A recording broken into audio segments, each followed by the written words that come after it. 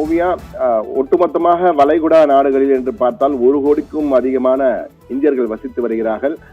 தற்போது நாம் பார்க்கின்ற காட்சிகள் அனைத்துமே UAE என்று அழைக்கப்படுகின்ற யுனைடெட் அரப் எமிரேட்ஸ், தமிழகத்தில் ஐக்கிய அரபு அமீரகங்கள் என்று அழைக்கிறோம். இதிலே நிறைய பேருக்கு இந்த ஐக்கிய அமீரகம் என்றால் எந்தெந்த நாடுகள் இந்த குழப்பம் நிறைய பேருக்கு வரும். அதாவது 7 அமீரகங்களின் கூட்டமைப்பாக தான் இந்த யுனைடெட் அரப் எமிரேட்ஸ் இருக்கிறது. இதிலே அபுதாபி, துபாய், ஷார்ஜா, அஜ்மான் போன்ற 7 அமீரகங்கள் இருக்கின்றன. இவை பிரபல அமீரகங்கள். அபுதாபி தான் தலைநகரம் போல் செயல்படுகிறது. எனவே தற்போது அந்த காட்சிகளை பார்க்கும்போது நம்மால் புரிந்து கொள்ள முடியும், பெரிய அளவுக்கு இயல்பு நிலையிலே பெரிய மாற்றம் இல்லாமல் தொடர்ந்து அங்கு இருக்கிறது. ஆனால் ஒரு பதற்றமான சூழல், அந்த ஈரான், இஸ்ரேல், அமெரிக்கா இடையான போர் காரணமாக ஒரு பதற்றமான சூழல் காணப்பட்டாலும் அது சவாலாகவும் எச்சரிக்கையுடனும் தற்போது UAE இருக்கிறது நிலைமை என்பதுதான் கள யதார்த்தமாக இருக்கிறது. முக்கிய எண்ணெய் தளங்கள் மீது ட்ரோன் தாக்குதல் நடந்திருக்கிறது. ஆனால் அரசு பாதுகாப்பை உறுதி செய்திருக்கிறது. இயல்பு நிலை திரும்ப நடவடிக்கை எடுத்து வருகிறது என்றும், அதே போன்று விமான சேவைகள் படிப்படியாக அங்கு இயல்பு நிலைக்கு திரும்பி வருகின்றன. துபாய் விமான நிலையம் அருகே ஒரு தாக்குதல் நடத்தப்பட்டு அங்கு அந்த இடம் இதுவானது, பற்றி எரிந்தது. அதே போன்று ஃபியூஜிரா ஆயில் இண்டஸ்ட்ரி ஜோன் என்ற வகையிலே அந்த பகுதியிலும் ஒரு தாக்குதல் நடத்தப்பட்டது. இது போன்ற ஒரு சில தாக்குதல் இருந்தாலும் பெரும்பாலான தாக்குதல்களை UAE-யின் வான் பாதுகாப்பு அமைப்பு தாக்கி அழித்திருக்கிறது. கிட்டத்தட்ட ஈரான் 2000க்கும் மேற்பட்ட ட்ரோன்கள், அதே போன்று பேலஸ்டிக் ஏவுகணைகள், அதே போன்று குரூஸ் மிசைல்ஸ் என்று அழைக்கப்படுகின்ற அந்த வகையான ஏவுகணைகள் ஆகியவற்றை எல்லாம் அனுப்பியிருக்கிறது. ஆனால் பெரும்பாலான ஏவுகணைகளை மேலேயே வான் வழியிலேயே தடுத்து நடைமறைத்து அழித்திருக்கிறது UAE-யின் வான் பாதுகாப்பு அமைப்பு என்பதுதான் UAE அரசாங்கம் அதிகாரப்பூர்வமாக அறிவித்திருக்கிறது. அவர்களே ஒரு பிரஸ் ரிலீஸ் போன்று ஒரு செய்தி அறிக்கையை வெளியிட்டிருக்கிறார்கள். அதிலே எவ்வளவு ட்ரோன்கள் வீசப்பட்டன, எவ்வளவு ஆளில்லா UAV என்று அழைக்கப்படுகின்ற அந்த ட்ரோன்கள், அதே போன்று பேலஸ்டிக் மிசைல், குரூஸ் மிசைல் எவ்வளவு வீசப்பட்டது, எவ்வளவு தடுத்திருக்கும் என்பது குறித்து UAE அரசாங்கமே அதிகாரப்பூர்வமாக அறிவித்திருக்கிறது. அது மட்டுமல்ல, அங்கு உள்ள UAE அரசாங்கத்தின் சார்பிலே ஒரு கான்பிடன்ஸ் பில்டிங் என்ற வகையிலே இது போன்ற ஒரு கூட்டங்கள் நடத்தப்பட்டிருக்கிறது. ரமலான் நோன்பு காலமாக இருப்பதால் அந்த விழாக்கள் எல்லாம் தொடர்ந்து நடைபெற்றுக் கொண்டிருப்பதாகவும், பெரிய அளவு பாதிப்பு ஏதும் இல்லை, இயல்பு நிலை தொடர்கிறது. ஆனால் அவ்வப்போது குண்டுகள் வெடிக்கும் போது அலர்ட் மெசேஜ் என்ற வகையில எப்பொழுதும் உஷார் நிலையில் இருக்க வேண்டும் என அறிவுறுத்தப்பட்டிருக்கிறது. பொதுமக்கள் உடனடியாக அவர்கள் பாதுகாப்பான இடங்களுக்கு சென்று பதுங்கிக் கொள்ள வேண்டும் என்பது குறித்தும் அறிவுறுத்தல் கொடுக்கப்பட்டிருக்கிறது. அந்த மீடியா இன்சார்ஜாக இருக்கக்கூடிய அந்த அமீரகத்தின் முக்கிய நிர்வாகிகள் அனைவருமே இது போன்ற கருத்தரங்கள் நடத்தி சர்வதேச செய்தியாளர்களை அழைத்து இந்த பிரச்சனை ஏதும் இல்லை, எவ்வளவு பாதுகாப்பாக மக்கள் இருக்கிறார்கள், ஒரு சில இடங்கள் வந்தாலும் உடனடியாக அப்புறப்படுத்தப்படுகிறார்கள் என கூறியிருக்கிறார்கள்.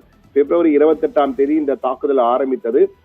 இன்று வரை 8 பேர் மட்டும் பலியாகி இருக்கிறார்கள். UAE மொத்தமாக பார்த்தால் அந்த 8 பேரும் நீங்கள் பார்த்தீர்கள் என்றால் அவர்கள் எந்தெந்த நாடுகளை சேர்ந்தவர்கள் என்பதும் மிக தெளிவாக கொடுக்கப்பட்டிருக்கிறது. பாகிஸ்தான், நேபாள், பங்களாதேஷ், பாலஸ்தீனம் ஆகிய 4 நாடுகளை சேர்ந்த 8 குடிமக்கள் இறந்திருக்கிறார்கள் என்ற வகையில் கூறியிருக்கிறார். 157 பேர் காயமடைந்திருக்கிறார்கள் என்ற தகவலும் வந்திருக்கிறது. ஆனால் இந்தியர்களை பொறுத்த மட்டிலே பெரும்பாலோர் பாதுகாப்பாக தான் இருக்கிறார்கள். அங்குள்ள இந்தியர்கள் பலரிடம் அங்கு நமது ஊடகவியலாளர், தமிழ்நாட்டை சேர்ந்த ஊடகவியலாளர் சுபாஷ் சந்திர போஸ் இருக்கிறார். சுபாஷ் சந்திர போஸும் நாம் பேசும்போது அங்குள்ள நிலைமை என்பது யதார்த்தமாகத்தான் இருக்கிறது, இயல்பு நிலையாக தான் காணப்படுகிறது, பெரிய பாதிப்புகள் இல்லை. ஆனால் போர் பதற்றம் காரணமாக ஒருவித அச்ச உணர்வு இருந்தாலும் பாதுகாப்புகள் போதிய அளவு இருப்பதால் உடனுக்குடன் தகவல்கள் பரிமாறப்படுகிறது. ஒரு ஏவுகணை வீசப்பட்டால் அது குறித்த தகவல் இம்மிடியட்டாக உடனடியாக செல்போன்களில் அனைவருக்கும் அனுப்பப்படுகிறது. உடனே பாதுகாப்பாக அவர்கள் அனைவரும் கட்டிடங்களுக்குள் சென்று பதுங்கிக் கொள்ளும்படி அறிவுறுத்தப்படுகிறார்கள். இது போன்ற சூழல் இருக்கிறதை தவிர இயல்பு நிலை என்பது பெரும்பாலும் இருக்கிறது. போதிய பாதுகாப்பு வசதிகள் கொடுத்திருக்கிறார்கள். அதே போன்று மருத்துவமனை அனைத்துமே இயங்கிக் கொண்டிருக்கிறது. எனவே போர் பதற்றம் இஸ்ரேல் ஈரானில் உள்ளது போல பயங்கரமான அச்சுறுத்தும் சூழலாம் எதுவும் பெரிதாக இந்த இடத்தில் இல்லை UAE-யில் இல்லை என்பதுதான் அங்கிருந்து வரும் கள தகவல்கள் நமக்கு தெரிவிக்கின்றன. ஒட்டுமொத்த பார்வையிலே பார்க்கும்போது ஐக்கிய அரபு அமீரகத்திலே வளைகுடா நாடுகளுக்கு இடையான அந்த மோதல் காரணமாக ஈரான், இஸ்ரேலுடைய முக்கிய துறைமுகங்கள் மற்றும் எண்ணெய் தளங்கள் மீதும் தாக்குதல் நடத்தப்படும் என அச்சுறுத்தல் இருக்கிறது. எனவே அதற்கு ஏற்ப நடவடிக்கைகள் எடுக்கப்பட்டிருக்கின்றன. வர்த்தக நடவடிக்கைகள் சில பாதிப்புகள் இருந்தாலும் துபாய் மற்றும் அபுதாபி போன்ற நகரங்களில் இயல்பு வாழ்க்கை தொடர்கிறது. பாதுகாப்பு காரணங்களால் அதிகாரிகள் விழிப்புடன் இருக்க வேண்டும் என உத்தரவிடப்பட்டு அதற்கேற்ப செயல்படுகிறார்கள். தாக்குதலுக்கு பிறகு தற்போது தற்காலிகமாக அவ்வப்போது நிறுத்தப்பட்ட விமான போக்குவரத்து சேவை என்பது தற்போது இயல்பு நிலைக்கு திரும்பி இருக்கிறது. மீண்டும் பல வழித்தடங்கள் தொடங்கப்பட்டு அதன் மூலமாக படிப்படியாக இயல்பு நிலையை நோக்கி விமான போக்குவரத்து வந்து கொண்டிருக்கிறது இந்த யுஏஇலே. அதே போன்று ரமலான் மாத நிகழ்வுகள், பஸ் ஆஃப் குட்னஸ் என்று அழைக்கப்படுகின்ற சமூக நலத்திட்டங்கள் எல்லாம் அங்கு இன்னும் சிறப்பாக நடைபெறுவதாக யுஏஇ அரசாங்கம் சார்பிலே தெரிவிக்கப்பட்டிருக்கிறது. மக்கள் பாதுகாப்பாகவும் முன்னெச்சரிக்கையுடனும் இருக்கும்படி அதிகாரிகள் அறிவுறுத்தியுள்ளதால் ஏற்கனவே நான் சொன்னது போல எந்நேரமும் உஷார் நிலை இருக்கிறது. ஆனால் இயல்பான மற்ற நடவடிக்கைகள், வர்த்தக நடவடிக்கைகள், தொழில் நடவடிக்கைகள் எல்லாம் சரியாக நடந்து கொண்டிருக்கின்றன.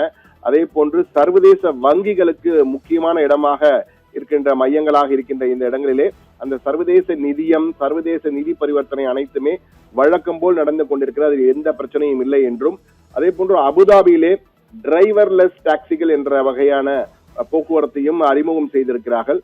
இது போன்று பல்வேறு பாதுகாப்பு ஏற்பாடுகள் செய்யப்பட்டு இயல்பு நிலை பெரிய அளவு பாதிக்காத அளவு தொடர்கிறது. வெகு விரைவிலே இது இயல்பு நிலை, முழுமையான இயல்பு நிலை வந்துவிடும். இந்த போர் நீங்கிவிடும், போர் பதற்றம் நீங்கிவிடும். அதற்கேற்ப நடவடிக்கைகள் எடுக்கப்பட்டு வருவதாக யுஏஇ அரசாங்கம் சார்பிலே அதிகாரப்பூர்வமாக தெரிவிக்கப்பட்டிருக்கிறது. எனவே இந்தியர்கள், குறிப்பாக தமிழர்கள், பலர் லட்சக்கணக்கான தமிழர்கள் அபுதாபி, துபாய், ஷார்ஜா போன்ற இடங்களிலே, வளைகுடா ஐக்கிய அரபு எமிரகத்தின் பல இடங்களில் வசித்து வருகிறார்கள். அவர்களுடைய குடும்பத்தினர் இங்கு இருக்கிறார்கள். ஆனால் பெரும்பாலான செய்திகள் என்னவென்று பார்த்தால் இந்த பழைய செய்திகள், வதந்திகள், அதாவது ஏதோ இடத்திலே நடந்த ஒரு ட்ரோன் தாக்குதல் அல்லது ஒரு கட்டிடத்தின் மீது இந்த ட்ரோன் காட்சிகளை எல்லாம் எடுத்து தற்போது என்னவோ துபாயிலும் அமீரகத்தின் பல பகுதிகளிலும் நடந்த காட்சிகள் போல அந்த காட்சிகளை அனுப்பி வதந்திகளை பரப்பிக் கொண்டிருக்கிறார்கள். எனவே அந்த வதந்திகளை நம்ப வேண்டாம்.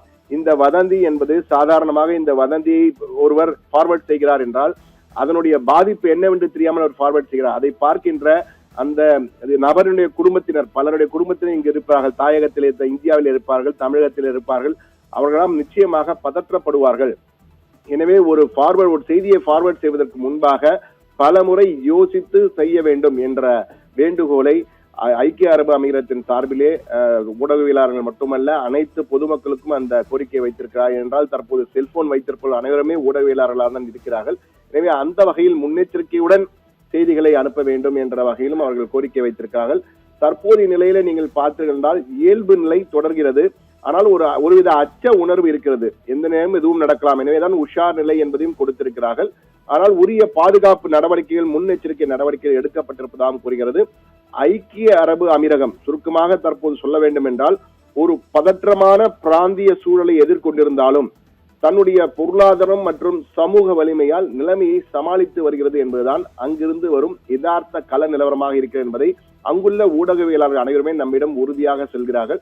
எனவே தேவையின்றி பதற்றம் தேவையில்லை. ஆனால் இந்த பதற்றம் இருப்பதால் அதை குறைப்பதற்கான நடவடிக்கைகள், போரினை முடிவுக்கு கொண்டு வருவதற்கான நடவடிக்கைகளை வளைகுடா நாடுகள், குறிப்பாக ஐக்கிய அரபு அமீரகத்தை சேர்ந்த முக்கிய நிர்வாகிகள் எல்லாம் அதற்கான நடவடிக்கைகளை எடுத்து வருவதாகவும் நமக்கு அங்கிருந்து வரும் தகவல்கள் தெரிவிக்கின்றன.